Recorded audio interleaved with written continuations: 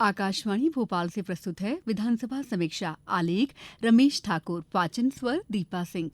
राज्य विधानसभा में आज वित्त मंत्री जगदीश देवड़ा ने वर्ष 2025-26 के लिए 4,21,032 करोड़ का बजट प्रस्तुत किया।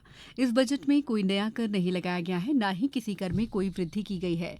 लाडली बहना योजना को बंद किए जाने की अटकलों पर विराम लगाते हुए इस योजना में पंजीकृत 1,27,00,000 महिलाओं के लिए 18,669 करोड़ रुपए का प्रावधान किया गया है। इस योजना के हितग्राहियों को केंद्र सरकार की प्रधानमंत्री जीवन ज्योति बीमा योजना, प्रधानमंत्री जीवन सुरक्षा बीमा योजना और अटल पेंशन योजना से जोड़ा जाएगा, ताकि उन्हें बीमा और पेंशन के लाभ भी प्राप्त हो सकें। वित्त मंत्री ने कहा है कि प्रदेश की बहुउद्देशीय 24,293 करोड़ की अनुमानित लागत वाली केन बेतवा लिंक परियोजना के लिए अभी 35,000 करोड़ रुपए स्वीकृत किए गए हैं। कई अवसरों पर सत्ता पक्ष के सदस्यों ने मेजें थपथपाकर बजट में किए गए प्रावधानों का स्वागत किया। दूसरी ओर प्रमुख विपक्षी दल कांग्रेस के सदस्यों ने वित्त मंत्री पर सदन को गुमराह करने का आरोप लगाते हुए सदन से बहिर्गमन किया।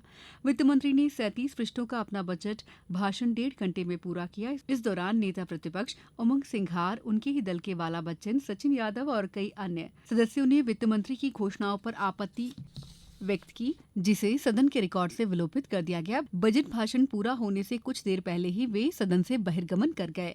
वित्त मंत्री ने अपने बजट भाषण की शुरुआत आध्यात्मिक भाव में संस्कृत के एक श्लोक से की, जिसका आशय था कि मैं राज्य की कामना नहीं करता, मुझे स्वर्ग और मोक्ष नहीं चाहिए।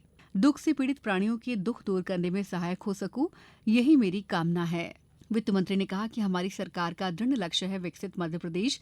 प्रदेश में श्रेष्ठतम अधोसंरचनाओं का विस्तार हो, किसानों की आय में वृद्धि हो, जनता का जीवन खुशहाल हो, शिक्षा स्वास्थ्य सुविधाएं अंतर्राष्ट्रीय स्तर की हो, महिलाओं में आत्मगौरव के भाव बने, युवाओं के लिए सकारात्मक वातावरण उपलब्ध हो, स्वच्छ जलवायु हो, सामुदायिक सौहार्द में वृद्धि हो, जनजीवन और जन संपदा सुरक्षित रहे। उन्होंने कहा कि इस लक्ष्य तक पहुंचने के लिए सरकार सुनिश्चित रणनीति के तहत औद्योगिक विकास पर ध्यान केंद्रित करते हुए समाज के सभी वर्गों के विकास के लिए गरीब कल्याण मिशन, युवा कल्याण मिशन, किसान कल्याण मिशन और नारी कल्याण मिशन के अंतर्गत इन 4 मिशनों पर कार्य कर रही है।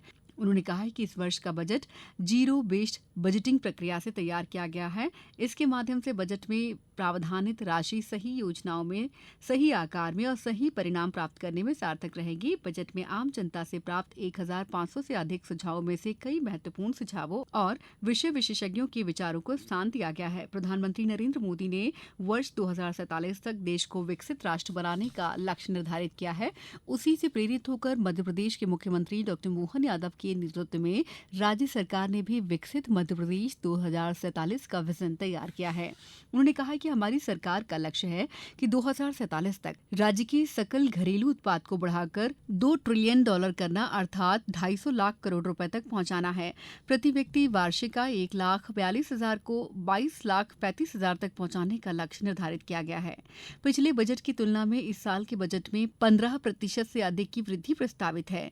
वित्त मंत्री ने कहा कि राज्यों में बेहतर राजकोषीय प्रबंधन के लिए पूर्ववर्ती केंद्रीय वित्त आयोगों और national council of applied economic research द्वारा फिक्सल काउंसिल के गठन की अनुशंसा की गई है। इस दिशा में कदम बढ़ाते हुए राज्य सरकार ने ग्रोथ और फिक्सल काउंसिल का गठन कर ख्याति प्राप्त विशेषज्ञों से वित्तीय अनुशासन, राजकोषीय प्रबंधन, संसाधनों के प्रभावी उपयोग और आर्थिक तथा सतत विकास को सुनिश्चित करने के लिए सलाह लेगी।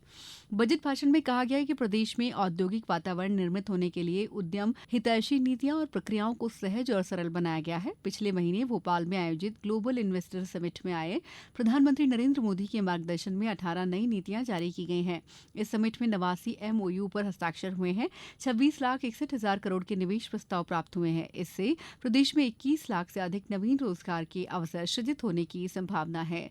प्रदेश में नए 39 औद्योगिक क्षेत्रों के लिए 14,500 एकड़ भूमि को विकसित किया जा रहा है। इसके परिणाम स्वरूप 3 लाख से अधिक रोजगारों का सृजन संभावित है। प्रदेश के प्रत्येक जिले में परंपरागत कौशल को पहचान और अंतर्राष्ट्रीय स्तर पर व्यावसायिक स्वरूप दिए जाने के लिए एक जिला एक उत्पाद के मूल मंत्र पर अशोकनगर जिले के चंदेरी में हैंडलूम, धार के बाग प्रिंट, बालाघाट के चिनोर चावल और रतलाम के नमकीन तथा सीहोर के लकड़ी के खिलौनों सहित 19 उत्पादों को पहचान मिली है। बजट में सिंहस्थ के लिए 2,000 करोड़, मुख्यमंत्री वृंदावन ग्राम योजना के लिए 100 करोड़, श्री कृष्ण पाथी योजना के लिए 10 करोड़, मुख्यमंत्री सुगम परिवहन सेवा के लिए 80 करोड़, जल जीवन मिशन के लिए 17,135 करोड़ रुपए का प्रावधान किया गया है। राष्ट्रपति के अभिभाषण पर सदन में कल से शुरू हुई चर्चा आज भोजन अवकाश के बाद पुनः शुरू हुई। विधानसभा समीक्षा लिखे जाने तक सदन में चर्चा जारी थी। विधानसभा समीक्षा समाप्त हुई।